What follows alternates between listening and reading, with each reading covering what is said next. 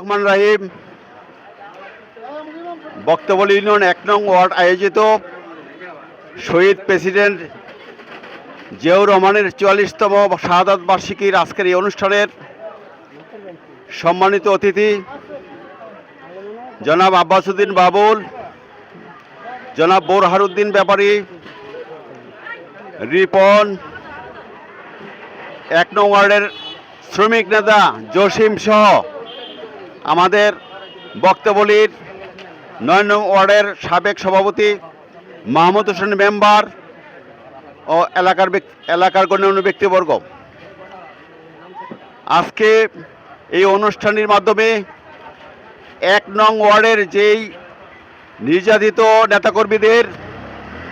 আজকের অনুষ্ঠানটির প্রতিবাদ,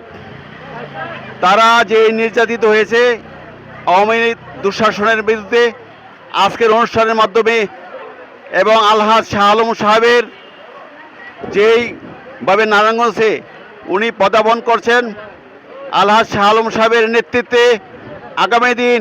এই ৪ আসন সুসংগঠিত হবে এবং উনি এমপি হয়ে আমাদের এই বক্তবলীর যেই দুঃখ দুর্দশা এবং বক্তবলীর যেই অপচার এবং অপশাসন হয়েছিল সেটির প্রতিবাদ হবে ইনশাল্লাহ। আমরা আশা করি জসিম সহ শাহালি সহ যারা আছে তারা আগামী দিন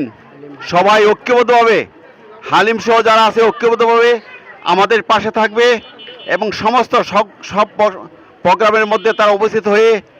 বক্তবলীর রাজনীতিতে তারা একটা বিশাল ভূমিকা রাখবে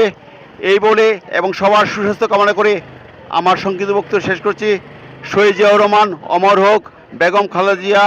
এবং দেশনায়ক তারেক রহমান জিন্দাবাদ। সবাইকে ধন্যবাদ।